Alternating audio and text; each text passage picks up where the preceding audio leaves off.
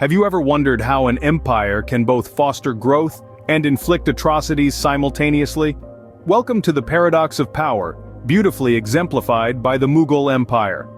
This was a realm that, at its zenith, spanned vast territories, reaching from the western frontiers of modern-day Afghanistan to the eastern expanses of what is now Bangladesh. North to south, it stretched from the snowy peaks of the Himalayas to the sun-baked Deccan Plateau. The Mughals ruled over this immense geographical diversity from the 16th to the 19th century, leaving an indelible imprint on the land and its people.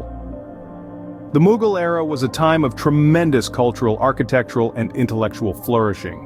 The empire's rulers were great patrons of the arts, commissioning magnificent architectural marvels that still stand today as testaments to their grandeur.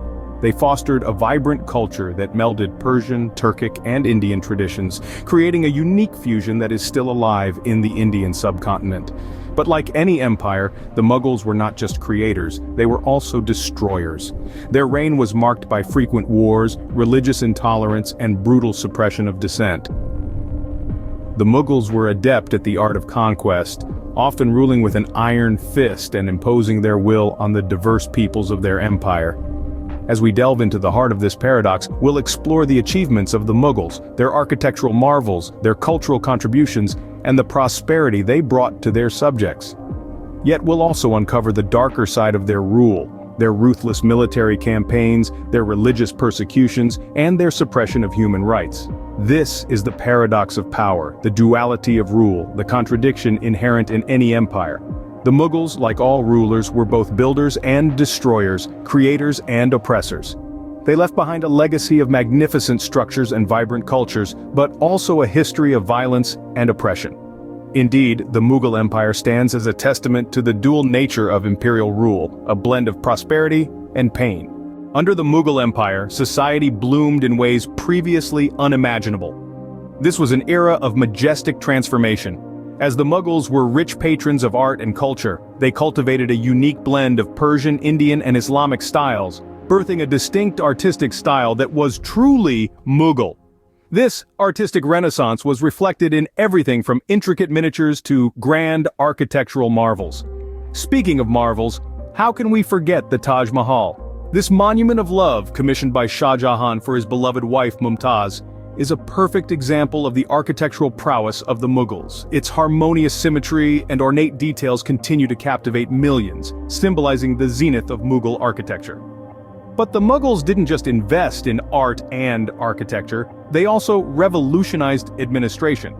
Akbar, one of the most famous Mughal emperors, introduced a centralized system of administration. This system divided the empire into provinces, each governed by an appointed official, ensuring a more efficient rule. They also established a fair tax system based on the productivity of the land, bringing economic stability to the empire. Moreover, they fostered a culture of intellectual pursuit. Libraries and educational institutions flourished. Literature, music, and even culinary arts thrived under their patronage.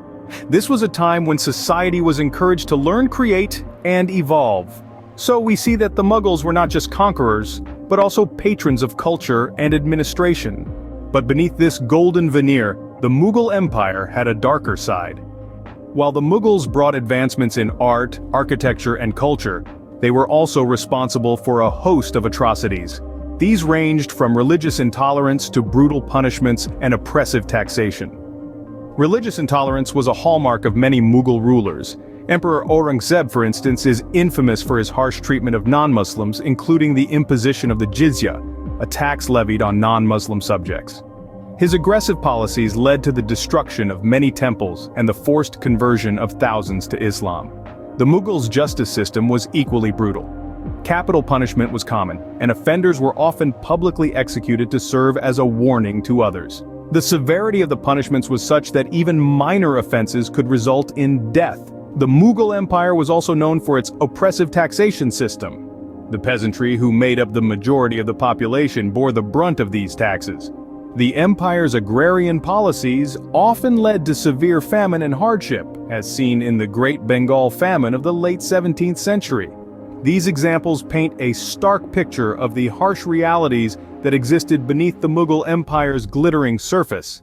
It's a reminder that while the Mughals brought about incredible advancements, their rule was also marked by severe oppression and suffering. Thus, the Mughal rule, while marked by grandeur and prosperity, was also a period of suffering for many. So, how do we reconcile these two sides of the Mughal Empire? The Mughals, a dynasty of paradoxes, introduced grand architectural styles and advanced administrative systems while also perpetrating unspeakable atrocities. Like all historical phenomena, they were an intricate tapestry of triumphs and tragedies. Their legacy, therefore, isn't black or white, but a nuanced shade of gray, reflecting the complexities of human nature. Perhaps the Mughal Empire, with its blend of brilliance and brutality, serves as a stark reminder of the complexities inherent in human societies and powers.